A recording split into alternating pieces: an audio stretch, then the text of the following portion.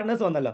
ഈ ആ. ആദ്യത്തെ പാർട്ട്നേഴ്സ് എങ്ങനെ വന്നതെന്നുള്ളതാണ്. നമുക്ക് 2 ഓർഗനൈസേഷൻ ആദ്യത്തെ പാർട്ട്നേഴ്സ് വന്നു എന്ന് പറഞ്ഞാൽ ആദ്യം എനിക്ക് തുടക്ക സമയത്ത് എനിക്ക് വലിയ അറിവുകളൊന്നും ഉണ്ടായിട്ടില്ലല്ലോ. എന്നോട് വിനയ് സാർ പറഞ്ഞു 2 ആളെ കൊണ്ടുവരണം എന്നുള്ളതാണ്. 2 ആളെ കൊണ്ടുവന്നാൽ എന്താണ് സ്റ്റാർ ആവും 250 ആവും എന്നൊക്കെ പറഞ്ഞു. ഈ 250 എന്ന് പറയുമ്പോഴത്തേനും ഞാൻ ചിന്തിച്ചിരുന്ന ഒരു കാര്യം എന്താണെന്ന് വെച്ചാൽ പടച്ചോനെ 250 എന്ന് പറഞ്ഞത് 250 മിക്സി ഓൺ ആക്കുന്ന സമയത്ത് ഞാൻ ചിന്തിക്കുക 250 ഇവരൊരു 250 എന്ന് പേരിട്ടിരിക്കണം. എന്തായാലും വേണ്ടില്ല 2 ആളെ കൊണ്ടുവരണം. ഈ 2 ആളെ കിട്ടാൻ വേണ്ടിയിട്ട് ഞാൻ ചെയ്തൊരു പണി എന്താണെന്ന് വെച്ചാൽ സ്ഥിരമായിട്ട് ഞാൻ വീട്ടിലേക്ക് സാധനം മേടിക്കുന്ന കടയിൽ പർച്ചേസ് ചെയ്യുന്ന ഒരാളുണ്ടായിരുന്നു. എനിക്ക് സാധനമൊക്കെ എടുത്തു തരുന്ന ഒരാളുണ്ടായിരുന്നു. അവനോട് ഞാൻ പറഞ്ഞു ഇങ്ങനെ പിന്നെ വട്ടത്താണിക്കൽ ഒരു പ്രോഗ്രാം ഉണ്ട് ഇജ് ഒന്ന് കേട്ട് നോക്ക്. ഇവിടെ നിന്ന് കഷ്ടപ്പെടുന്നതിനെക്കാട്ടി ഉപരി എനിക്കൊരു എക്സ്ട്രാ വരുമാനം കിട്ടിയാൽ ഒന്ന് കേട്ട് നോക്ക് എന്ന് പറഞ്ഞിട്ട് അവനെ എത്തിച്ചു എന്നുള്ളത് മാത്രമാണ്. കൂടുതലൊന്നും സംസാരിക്കാൻ നിന്നിട്ടില്ല.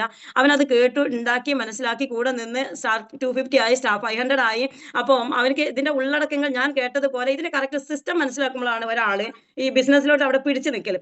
ഇതേപോലെ തന്നെ രണ്ടാമത്തെ ഒരു വ്യക്തിനെ കൊണ്ടുവന്നത് ഞാൻ എന്താന്ന് വെച്ചാൽ ഞാൻ ഒരു ലേഡി ആണല്ലോ. ഞാൻ കല്യാണം കഴിച്ച വീട്ടിലാണ്. എനിക്ക് ഈ ഹസ്ബൻഡ് മരിച്ചതോട് കൂടിയിട്ട് എനിക്ക് ഈ ചുറ്റുപാടത്തുള്ള അധിക വീടുകളോ അല്ലെങ്കിൽ അധികം കുടുംബക്കാരായിട്ടൊന്നും ഞാൻ വലിയ പരിചയമില്ല. അപ്പൊ ഇവർ ഈ തുടക്ക സമയത്ത് പറയുമായിരുന്നു ജോയിൻ ചെയ്ത സമയത്ത് പോലീസ് പിടിക്കും അങ്ങനെയാണ് ഇങ്ങനെയാണ് എന്നൊക്കെ. അപ്പൊ ഇത് ഹസ്ബൻഡിന്റെ ഒരു ഫ്രണ്ടും കൂടിയാണ്. അപ്പൊ ഞാൻ എന്ത് വിചാരിച്ചെന്ന് പറയാം ഇവളെ എങ്ങനെയെങ്കിലും കൊണ്ടുവന്നാൽ ഇനി എന്തെങ്കിലും പ്രശ്നം വന്നു കഴിഞ്ഞാൽ ഇവളെ നാടല്ല ഇവള് മാനേജ് ചെയ്ത് പൊയ്ക്കോളും എന്ന് വിചാരിച്ചിട്ട് ഞാൻ എന്ത് ചെയ്തു എന്റെ ഫസ്റ്റ് തൈര് സെമീറ എന്ന് പറയുന്ന ഡ്രൈവിംഗ് സ്കൂൾ എന്നാണ്. അവൾ എങ്ങനെ വീണാലും 4 കാലിലെ വീഴുള്ളൂ എന്ന് പറഞ്ഞു. എന്നാൽ എനിക്ക് എന്തെങ്കിലും സംഭവിച്ചിട്ടുണ്ട് എന്നുണ്ടെങ്കിൽ എന്റെ വീട്ടുമുറ്റത്ത് ആരെങ്കിലും വന്ന് ചീത്ത പറയുന്നുണ്ടെങ്കിൽ എന്നാൽ അവളെ പിടിച്ച് മുന്നിൽ നിർത്തല. കാരണം ഞാൻ എന്റെ നാടല്ല ഇവരുടെ നാടാണ്. അപ്പൊ എനിക്ക് അത്രത്തോളം ഒന്നും ഇതുണ്ടാവില്ലല്ലോ എന്ന് വിചാരിച്ചിട്ട് പിന്നെ ബിസിനസിനെ പറ്റിയിട്ട് വലിയ ഐഡിയ ഒന്നും അറിയുന്ന ആളുമല്ലല്ലോ. അപ്പൊ അവളെ പിടിച്ചു നിർത്തി.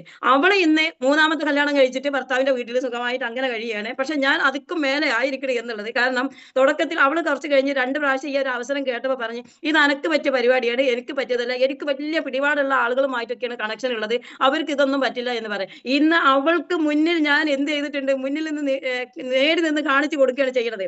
അപ്പൊ എനിക്ക് ടീമിലുള്ള ആളുകളോടായിക്കോട്ടെ പുതിയ ആളുകളോടായിക്കോട്ടെ എനിക്ക് പറയാനുള്ളത് ഞാൻ ഈ അവസരത്തിൽ വരുന്നതിന്റെ മുന്നേ ജസ്റ്റ് ഡ്രൈവിംഗ് പഠിച്ച ഒരാളാണ്.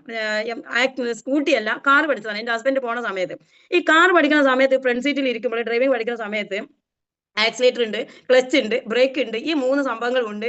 നമുക്ക് രണ്ട് കാലുണ്ട്. പടച്ചോനെ ഇത് ഏത് മനുഷ്യൻ കണ്ടുപിടിച്ചാണ് ഇത് നമുക്ക് പറഞ്ഞ പരിപാടിയല്ല എന്ന് പറഞ്ഞു കണ്ടിട്ട് ആ ഡ്രൈവിംഗ് പഠിപ്പിക്കുന്ന ആ സമയത്ത് ഞാൻ മാറി നിൽക്കുന്ന ആളാണ്. കാരണം അടുത്ത ആൾക്കാർ പോയിക്കോട്ടെ കാരണം എന്നെ വിളിച്ചിട്ടുണ്ട് 2 കാലും 3 സാധനമാണ് കാലിന്റെ അടിയിൽ റോഡിമെന്നാണെങ്കിൽ ഒരു മുട്ടുസൂചി വീണാൽ കണ്ണോട് കാണണം എന്നും പറഞ്ഞ് ഈ കൈയാണെന്നുണ്ടെങ്കിൽ ഇവിടുന്ന് എടുക്കാനും പാടില്ല എന്നാണ്. സ്റ്റെയറിംഗ് ആണെന്നുണ്ടെങ്കിൽ അത് പിടിക്കും വേണം. ഇതെല്ലാം കൂടി നമുക്ക് ഒരേപോലെ ഒരേ സമയത്ത് ചെയ്യാൻ ഒരിക്കലും സാധിക്കുന്നില്ല. ഇത് വിവരമുള്ളവർക്ക് പറഞ്ഞ പണിയാണ്. ഈ വിവരം എനിക്കില്ല എന്ന് പറഞ്ഞ് പതുക്കെ എന്നെ 1 by 1 ആയിട്ട് ഓരോ ദിവസം അരമണിക്കൂർ ക്ലാസ് തന്ന് അത് പഠിച്ചു കഴിഞ്ഞപ്പോൾ ആക്സിലേറ്റർ കൊടുക്കേണ്ടടുത്ത് അത് കൊടുക്കും ബ്രേക്ക് കൊടുക്കേണ്ടടുത്ത് ബ്രേക്ക് പിടിച്ചും ക്ലച്ച് മാറ്റേണ്ടത് ഇതെല്ലാം ഒരു കൈകൊണ്ട് ചെയ്യുമ്പോൾ തുടക്കത്തിൽ അതിന് എത്രമാത്രം എഫേർട്ട് ഉണ്ടായിരുന്നു എന്നുള്ളത് ചിന്തിച്ചാൽ മതി. അത് പഠിച്ചു കഴിഞ്ഞപ്പോൾ അത് എത്രമാത്രം ഈസിയാണ്. കാരണം ഒരു ഫോൺ വന്നാൽ പോലും നമ്മൾ ഡ്രൈവ് ചെയ്യുന്ന സമയത്ത് നിയമപ്രകാരം പാടില്ല എന്നുള്ളതാണ്. എങ്കിൽ പോലും അത്യാവശ്യം നമുക്ക് ഫോൺ ചെയ്യാം എടുക്കാം ഒക്കെ പറ്റും. ഇത് എങ്ങനെ വന്ന് എങ്ങനെ റംല മാഡത്തിന് ഈ ഡ്രൈവിംഗിൽ ഒരു കാർ ഓടിക്കാനൊക്കെ ഉള്ളത് മനസ്സ് വന്നത് ആവശ്യക്കാരി ആയത് കാരണം കൊണ്ടാണ്. നീന്തറിയാത്ത ഒരു കുട്ടിനെ വെള്ളത്തിലിട്ട് കഴിഞ്ഞിട്ടെങ്കിൽ എത്ര പ്രാവശ്യം മുങ്ങിത്താവും എന്നതുപോലെ ഈ ഒരു ബിസിനസ് നെഞ്ചിലേറ്റ് ചെയ്യണം എന്നുണ്ടെങ്കിൽ നമുക്ക് തക്കതായ റീസൺ വേണം. എനിക്ക് തക്കതായ റീസൺ ഉണ്ട്. സൃഷ്ടാവിന്റെ മുന്നിൽ നമുക്ക് കൈ നീട്ടാം. സൃഷ്ടികളുടെ മുന്നിൽ നമുക്ക് കൈ നീട്ടാനുള്ള അവസരം വരുത്തരുതേ എന്നുള്ളത് ഞാൻ പടച്ചവനോട് പറയുമായിരുന്നു. പടച്ചവനെ എനിക്ക് മറ്റുള്ളവരോട് എനിക്ക് കൈ നീട്ടാനുള്ള അവസരം എൻ്റെ ഒരു പേടി അതായിരുന്നു. കാരണം എൻ്റെ ഹസ്ബൻഡ് മാറ്റി വെച്ച ജീവിതം ഒരാളെടുത്ത് കടം മേടിക്കുന്നത് അല്ലെങ്കിൽ അതിന് വേണ്ടിയിട്ട് ചെലവ് നടത്തുന്നത് ഞാൻ കണ്ടിട്ടുണ്ടായിരുന്നില്ല. അങ്ങനെയുള്ള അദ്ദേഹത്തിന്റെ ഭാര്യ അവരുടെ കുട്ടികൾക്ക് വേണ്ടിയിട്ട് 4 ആളുകളുടെ മുന്നിൽ കൈ നീട്ടാനുള്ള അവസരം വരുത്തരുത് എന്ന് വിചാരിച്ചിട്ടാണ് മക്കളെ 100 രൂപന്റെ പണിക്ക് വേണ്ടിയിട്ട് ഞാൻ ടൈലറിംഗ് കടയിൽ പോയത്.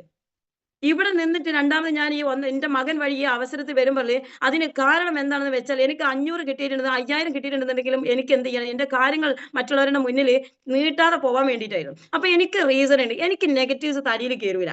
ഇതിൽ വിജയിച്ച ഒരുപാട് ലീഡേഴ്സ് ഉണ്ട്. ഇവർ എന്താണോ ചെയ്യുന്നത് അത് കോപ്പി അടിക്കുക. ഇവിടെ പ്രത്യേകിച്ച് വിദ്യാഭ്യാസം ഒന്നും വേണ്ട. വാ തുറക്കാൻ വിനയ് സാർ എപ്പോഴും പറഞ്ഞു ഇവിടെ വാ തുറന്നാൽ ആകെ വേണ്ടത് ഈ ബിസിനസ്സിന്റെ എനർജിയും എക്സൈറ്റ്മെന്റ് വേണം.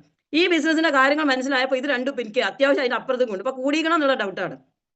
കാരണം എന്താണെന്ന് വെച്ചാൽ ആഴ്ചയിൽ വരുമാനം കൂടി വരുമ്പോൾ നമുക്ക് എക്സൈറ്റും എനർജി ഒക്കെ കൂടും. അപ്പൊ ആവശ്യക്കാരിയാണ്. അതുകൊണ്ടാണ് ഞാൻ പറയുന്നത് സൃഷ്ടാവിന്റെ മുന്നിൽ കൈ നീട്ടാം. സൃഷ്ടികളുടെ മുന്നിൽ കൈ നീട്ടാനുള്ള അവസരം വരുന്നത് നെഞ്ചിലേറ്റ് ഇഷ്ടപ്പെട്ടിട്ട് ചെയ്യും. അപ്പൊ നിങ്ങൾക്ക് ഇതിന്റെ വഴികൾ ഓപ്പൺ ആയിട്ട് വരും. നമ്മുടെ ബോധ മനസ്സും അബോധ മനസ്സും നമ്മളെ ബോധ മനസ്സിൽ ഇതിങ്ങനെ റിപ്പീറ്റ് ചെയ്തിട്ടുണ്ടെങ്കിൽ നമ്മുടെ സബ് കോൺഷ്യസ് മൈൻഡ് അത് ക്രിയേറ്റ് ചെയ്യും. ഇതാണ് ഞാൻ മനസ്സിലാക്കിയിട്ടുള്ള കാര്യം. Okay sir. Thank you so much. നിങ്ങൾ പറഞ്ഞു ടീം ഉണ്ടാക്കിയ കാര്യങ്ങൾ പറഞ്ഞു. പലചരക്കുള്ള സാധനം എടുത്ത് തരുന്ന ഒരുത്തനെയും പിടിച്ചടിച്ചു, വേറൊരു ലേഡീനെ. ഈ ക്ലാസ്സിലുള്ള ലീഡറെ പിടിച്ചു കഴിഞ്ഞാൽ ബാക്കിയുള്ള എല്ലാവരും ക്ലോസ് ചെയ്യാന്നുള്ള പറഞ്ഞ മാതിരി നാട്ടിലത്തെ സ്ട്രോങ് ലേഡീനെ ഫസ്റ്റ് ഐഡി ക്രിയേറ്റ് ചെയ്തു. അതിലൂടെ ടീം ക്രിയേറ്റ് ചെയ്തു. അന്ന് ഉണ്ടാക്കിയ 2 ആൾക്കാരിൽ നിന്നാണ് ഇന്ന് ഓർഗനൈസേഷൻ മൊത്തം ഡെവലപ്പായി